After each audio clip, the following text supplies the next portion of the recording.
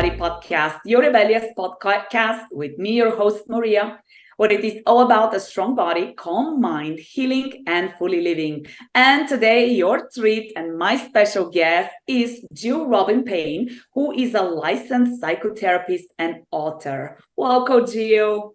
Thanks, Maria. Thanks for having me. I am so excited to have you. I do have to say, you're probably the one person who I've had to reschedule the most times, and what timing to connect with you today. Thanks so much for being here and making time to meet with us.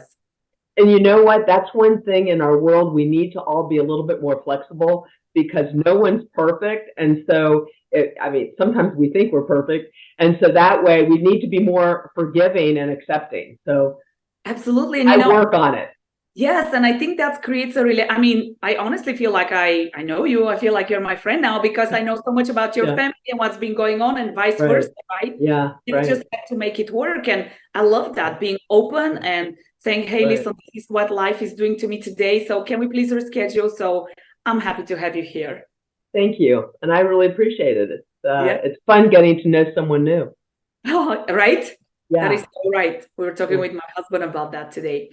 Jill, to know you, give us 3 words that describe who Jill is and a little bit of a backstory behind each word. Okay, a backstory behind each word. Okay, well, I'm vivacious. I think that's genetic. I have a lot of energy. I have a friend of mine, she always calls me the Energizer Bunny. And a lot of reasons, my son, I won't tell you how old I am, but I'm older. And he says, you have so much energy. So I don't feel it. And sometimes it's too much, so I have to tone it down. And the good thing, yeah, that's true, but sometimes it's too much, right? Yeah. And so what's good about it is he's always saying I'm the Energizer Bunny because when I'm kicked down, because we have our trials and tribulations, I get right back up and I say, I'm going to do this, we're going to do this, and I go for it. So that's my vivacious. And then my passion probably goes with it. And I'm very passionate about people. You and I were talking a little bit before we started, and I don't know if this is innate. I think it's innate, and it also has to do with my mom and my dad. My dad was an ophthalmologist. He's dead now. And my mom was an activist. She's still alive. And so they believed in helping people and helping people that needed help, just helping people in general. My dad loved to take us to different countries so that we could be with the people, not just Americans. That's the way you learn. And then the other one is I'm friendly. So there you go. Oh, and you wanted me to talk more, or do you want to talk some? I don't want to do all the talking. We'll totally make this a conversation, So I have to tell you, it is totally funny because I have people who are like, man, you're like the Energizer Bunny, like tone it down. So I think that's funny. And then just today I was talking to a client. We're doing a little family trip and I'm actually taking my daughter out from school for a week. Oh, how nice. Yeah. And, I think of traveling and exposing her to different cultures and people. Different ways of living and different ways of thinking. It is so important for her development. She's a teenager now. Yeah. And I think that is such a hands-on experience to actually see than just read it in a book. And I think that helps us have more compassion and more understanding. Exactly. You need to empathize with someone to have the compassion. And empathy is a positive and negative thing, Maria, because we're always talking about empathy, and my empathy that I talked to you about is with empathy. So when you empathize, it can be a negative because you can empathize with your group and not the other group. So we need to watch about empathy. So empathy is really positive because you need to understand the person. And the only way you're going to do that is through trials and tribulations of your own. So I think that's wonderful. How old is your daughter? She's 13. Oh, that's a perfect age. That's when, I wanted to pull out my hair at that age. How's she doing? She's doing great. Ask how the parents are doing. I do have to tell you a funny story. Today she was getting dressed and I was like, is this top appropriate? We're having this conversation. And at this point, Jill, I have learned to pick my battles. Right. And then as I walked away from her, I kind of giggled because, oh my gosh, she is so me. I remember having to wear a uniform, and underneath it, I would wear whatever I want to wear, even though I'm not allowed to wear that stuff, but it's under the uniform. And I said, it was like empathy to her, right? As much as I want to be the parent, to understand that she's at a different stage of her life and the things that are important to her. And but it's a learning experience for us, like you said it. Yes, it is. And for you to do that, because it's very important for kids to learn how to self-express, to give self-expression. And so that's what you're letting her do. And that makes her feel more independent, more confident, and therefore she's going to be able to return that with other people. So that's, you're being a great role model. So there you go. Thank you, Jill. Now I'm going to make her listen to this. I don't know if she'll listen. She's 13, so I don't know. Probably not, but I can try. You can try. You're right. Yes. Yeah. You can tell her other friends are listening to it, and then maybe she'll listen. Right. Jill, you talk a lot about empathy, and I think especially in the state of the world that we are today, I think empathy is such a skill. And you made a very important point, which I personally think is very important, is you said we learn empathy through our own trials and tribulations. Yes, we do. And I will tell you that the past 7 years have been such a growth path for me. How does us growing impact how we interact with the world? So the more that you experience life and realize that mistakes are okay and learn from your mistakes, that helps us. It helps us be able to soothe our emotions, and we need to self-regulate our emotions. That's one of the issues in our world today, because people are not self-regulating as much. They're not all narcissists. Okay? Like what's going on? We are becoming a little bit more egocentric, which is what Piaget talked about from ages 2 to 7. It's about me. It's all about me, and I only see me. Well, if I have algorithms that are going to tell me I'm right all the time, Maria, okay, so it's good to get outside of this virtual world to realize we are not always correct. There are other views, and we will learn from that. When I used to do group therapy, I haven't done it since COVID. I learned from my clients. We would all do, we would do the whiteboard, and I would even just put the word friendship up there. And everybody, I would say, okay, y'all, what do you think of friendship? What first comes to your mind? And they would tell me, and I put the words down there, and we would all learn from each other what friendship is, because it's ambiguous. Yeah. So it just helps people get along better and realize that you're going to have bumps in the road. How are you going to handle them? Are you going to go over them? Are you going to hang on to those bumps and never let go? Are you going to move around them? So that's how it helps you. Yeah. Like empathizing. Yeah. Totally love the example that you mentioned, writing on the board and asking the same word, the different meaning that people assign, because I just attended the conference and had hosted a speaking engagement and did the exact same thing. I said, let's take that word and let everybody put the words that they associate with it, so that we can see how different views we can have. Right. And the other thing that I frequently tell to clients is find somebody who you don't agree with, somebody who you judge, somebody who you dislike, and give them an opportunity to share their story with you.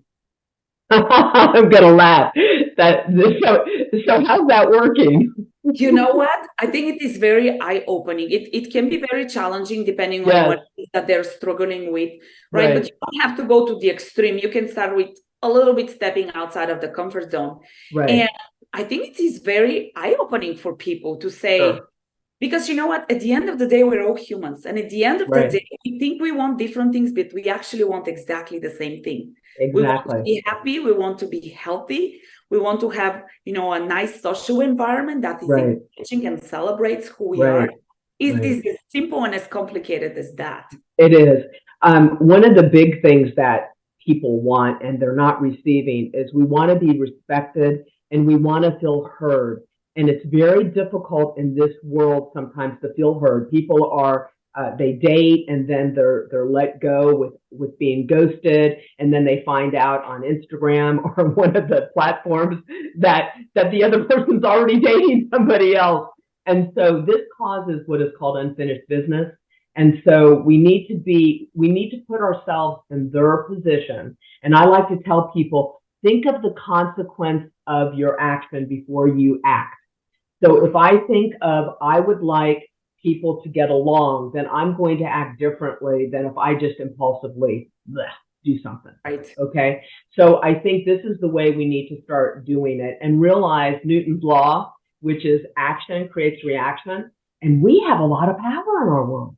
We're the center of our world. I mean, if I look at my world and it's sad and awful, then I need to look at me. Can I tell you a little story? Please go ahead. Okay. So I do singles and I also do couple therapy. So I'm married. It's my second marriage. We've been together for 11 years. And so we were sitting one day watching TV and I'm looking repulsively at my husband thinking, all he does is sit and gouge his face with food.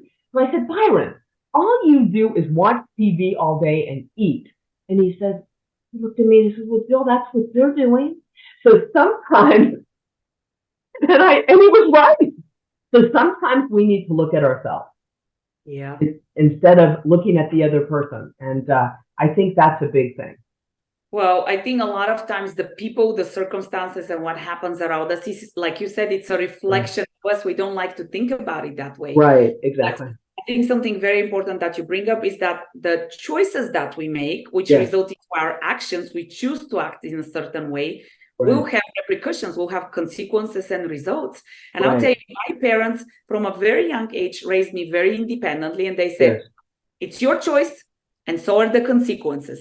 That makes you think twice instead of mom saying, don't do that, or dad saying, don't do that. Exactly. You have the power of choice, and then you can blame it on them because it was your choice. So you start creating that relationship between choice, action, and result. Right. And I think that is very important. So, I mean, you can look at it at a micro level and look at your life, but then your family, your community, your work, your team, whatever it is that you're in the world, ultimately. Right. Yeah. Each and every one of us has a personal responsibility to ourselves and to those around us, I think. Right. And I think that back in the day, I talked to people of all different ethnicities, people that are about my age, and we will talk way back when, that in our community, we would leave our doors unlocked. Yeah. Because our neighbors would watch our house. It didn't matter what community you were in. And so that is what what is it you hear? It takes a village to raise a child. So that's something for us to think about when we act. Yeah, think about and reflect. Jill, let's talk about, we mentioned the word emotions a few times, and emotions, feelings, and you said people don't regulate themselves.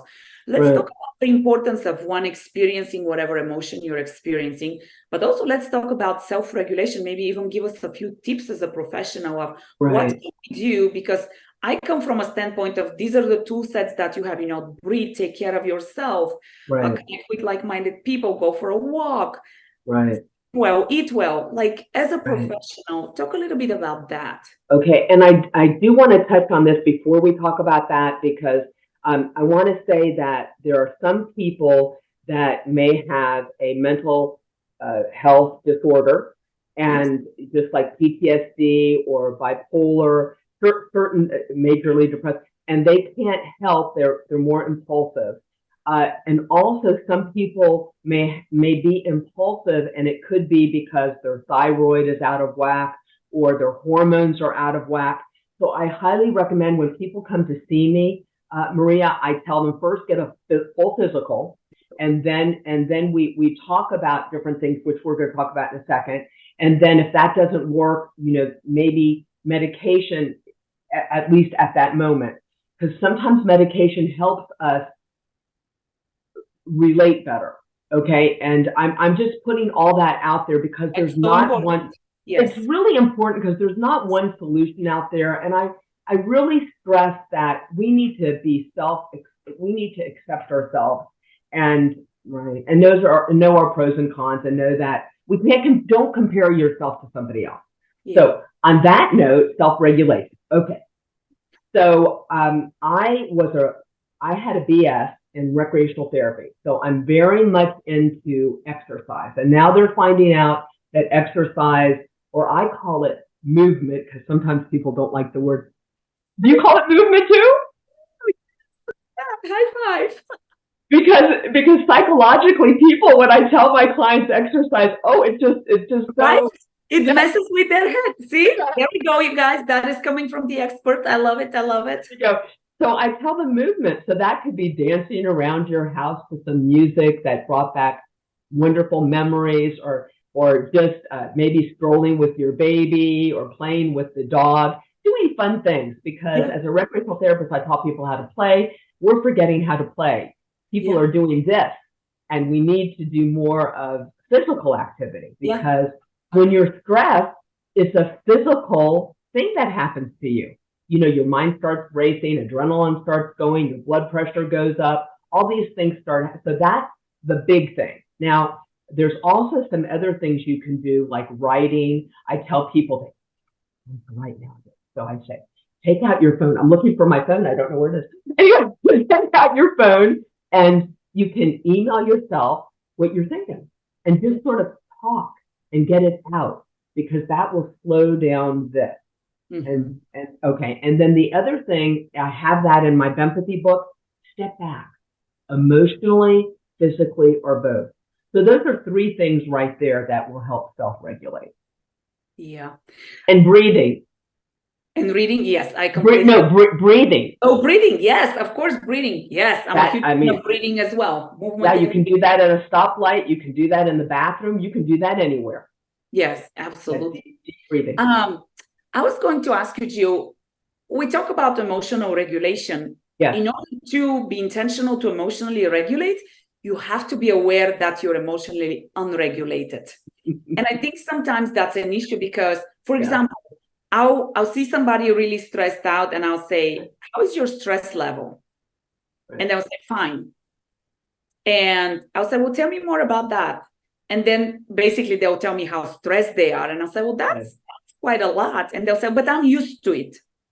Right. But because you're used to it doesn't mean that it is good for you, right? If you're state of constantly being pissed off and because you're used to it, does not make it healthy for you. Right. Yeah. So do you have any tips, once again, as a professional, what are some things that you can, I use a lot of body awareness personally. Yeah.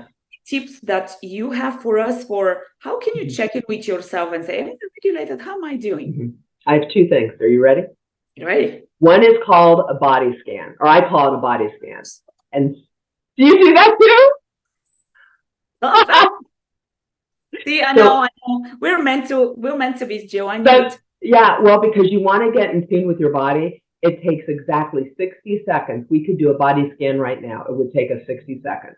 I have them close their eyes and then do some deep breathing and then just ask where is your head? Is it to the right, to the left, back, front, your neck, muscles? Does one side feel different? That's it. And you just go down your whole body and then you open your eyes up and you'll find out that either your heart's moving, beating faster, or one shoulder stiffer than the other. And that's one thing.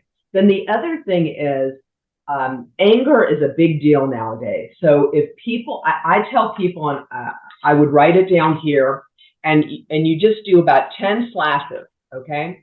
And from 1 to 3, if you're using words such as annoyed, bothered, or irritated, you're mad. You're mad. That is a good time to step back and think about what's going on. This person, I'm getting irritated. What's going on? First of all, no one makes you mad. It's all here. Even if you slug me in the face, I may be a little bit upset.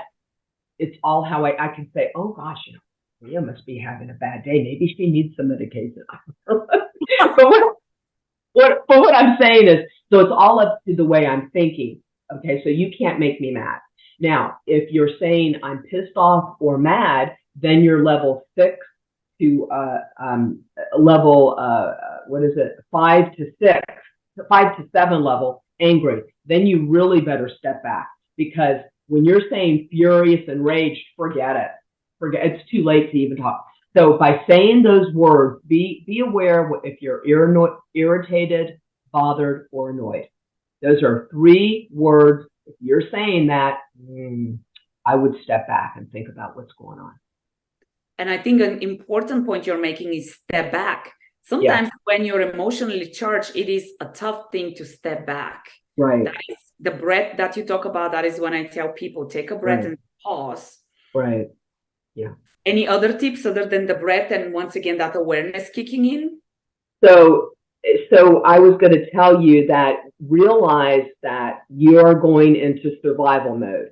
So we will go back to baseline when we get in that position. If we feel threatened in any way, whether it's we're going for a job interview, we just got a promotion, we've got to see this person, we'll feel a little bit threatened. So to me, be proactive. That's one thing. So know if you have something going on, even if you're going on a vacation and you have to go to the airport, you're going to be around all those people. Yeah. Be proactive and think, okay, this is going to happen. How can I make my life where I'm more in control? So you want to focus on what you can control. It may be just one thing. So that's another way. That's a proactive. Yes. Remember what you can control and what exactly. And I do need to wrap up, but I can talk to you forever because it's such a relevant and amazing topic. Let's quickly talk about stigma associated with mental health, because I do think mental health is becoming, there's a lot more awareness around mental health and it's talked a lot about more. Right. However, I was talking to somebody just last week, he shared with me and he said, I'm embarrassed to admit that. Yes. And it is so important, we worry about being judged. We worry how that's going to impact our job, our relationship, and so forth. Actually, that's a good question for a piece of advice. What do you tell to somebody who is feeling like they're losing control? They're really not in control of their existence, of their emotions. Right. And they maybe are starting to realize they need help, but they're embarrassed or whatever it is going through their head to seek help. Right. What do you say? So this is the big thing, to know that the people that are in that world that will help them, ethically, we can't tell anybody. Everything is confidential so that they can come see us and to look us up, to go to Psychology Today, that's one of the sites, or you can go to other places and find a therapist yourself. If you cannot afford a therapist, each state has something like we have MHMRA, and you can call and they have a sliding scale. So there are places, and churches or organized religion places will have places that you can be seen for free, and everything is confidential. So the big thing is know that I have a lot of children that will be too embarrassed to tell their parents that they're being bullied, they're ashamed, or they just they have suicidal thoughts in their head, which are called suicide. Okay, please, feel free to tell your parents. You can trust them, and parents need to make a safe environment for their child. When my son he's a doctor now, doing great, good looking, and he was in 7th grade, and a friend of his wasn't very nice to him, and so he was very sad. And I just let him know he wasn't going to hurt himself. I let him know, if you ever think of hurting yourself, please come to me. So parents need to educate their children and let them know that they are there for them. Yeah, very important to have. I don't know if that helps, but I'm very much into that. Yes. Yeah. Jill, do you want to mention your book? I know we did talk about empathy, but do you want to mention your book? Yes. I do. And we were talking before, and the reason, can you see my whole book? Yes. Yes. So the reason I got this out was during COVID, and I said people were just so angry. I had to get my empathy book. I've already got another one that's coming out in January, and another one will be coming out after that.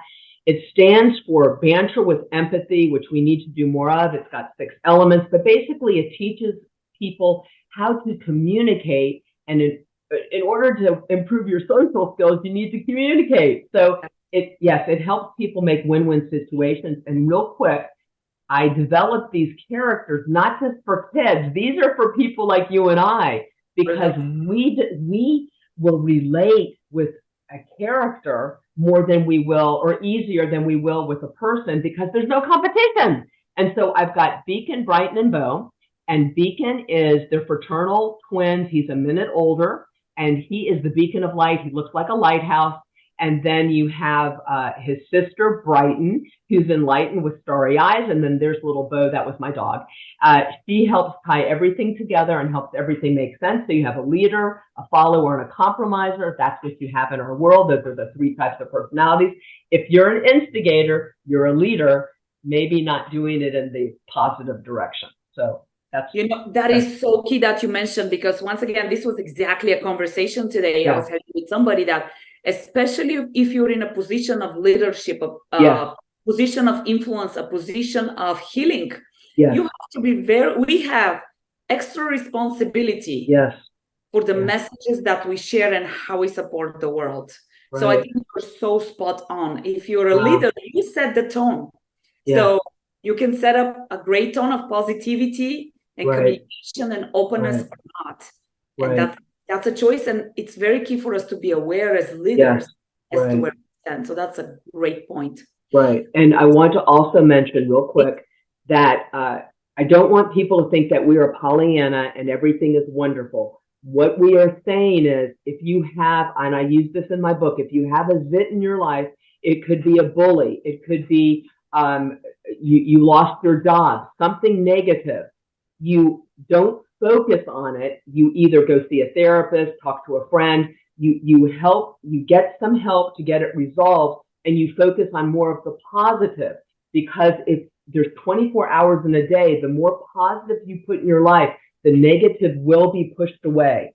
So I'm not saying there's not negative in our life. It's we're not going to focus on it. That's what I'm talking about. Yeah. I think it goes back to the way we started the conversation. We have a big responsibility to ourselves to heal ourselves first. Yes. So that we can serve the world as our highest self. Exactly. And I say the same thing when you're finding someone to get married to. You know that movie with Tom Cruise and he says, "Oh, you complete me." I want to barf, because I go, no one completes us. We are completed. They just make, they help us to be a better person, maybe. Yeah. Right. Like we can keep talking, because now I can talk about that, but like that's a whole other episode. Okay, that'll be another time. Part 2. Yeah, sounds good to me. Yeah. Jill, what is your definition of rebellious? So it's going against the grain. So if I go with the grain with the wood, no problem. If I go against, ouch. So it's someone standing out for what they believe in. You may have some people look down on you, get mad at you, and that's what's going to happen when you're going to rebel against the group, because there's something called groupthink. And if you really believe in it and it's for the better of the world, I say go for it. You know what? It's like we have psychic thinking. Just today, like maybe 2 hours ago, I got the sweetest text from a client where basically she was saying thank you. And I reflected back and I thought, I am so glad I followed my own, drum rhythm and did what I thought I should do, because there were so many people who told me, "You're crazy, don't make this change." And now I'm impacting people in such more fulfilling for me way. Right. And so supporting people in their big transformation, mind, body, and spirit. Right. And it is so important to stay true to yourself. Even the world around you might tell you, "No, don't do it," or give you criticism, or judge you, or whatever else you might hear. Right. So, and that goes with social media, because people want to get the likes, so therefore they form this way. And you don't want to get in a box. I like to say that I'm on the edge. So I'm ACDC. I can go both ways. I can be inside the box and outside the box. I have found that being outside the box is a little bit more expensive, and more fun and more dynamic. Right. Yeah. It's good to see all sides of the coin. It really is, because everybody has a gift, and we need to find out what that is. Yes. And then we'll have a better life. Yeah. Jill, where can people find you? Social media? So I'm all over social media. Jill Robin Payne. I think one is at Jill Robin Payne. I'm not, but I'm on TikTok. I'm on Instagram. We're friends. And now we're real friends. Okay. Now we're real friends. Yeah. Social media friends. Right. So and Twitter, Facebook, you name it, I'm there. because that's the way that we communicate now. Yeah, right. Technology. Yeah. Right. Well, Jill, thank you so much for being here. You are such a bright light and such great Thank energy. you. Appreciate you being here with us today and sharing your wisdom and knowledge. Thank you. I think what you do is extremely important for the world, especially today, always, but especially today. Yeah. So thank you for all Thank that you. you do. And thanks for finding the time to be with us. Thank you. Rebels, if you have any questions, we made it fun, but there was actually a lot of profound stuff and a lot of deep stuff in these conversations. If you have any questions, please let us know. Feel free to reach out to Jill directly. And we hope you enjoyed it. Make sure to share with anybody who might benefit from this. And we'll see you next time. Stay rebellious. Can't get enough of those rebellious conversations? Do make sure you subscribe, like, and share with your friends.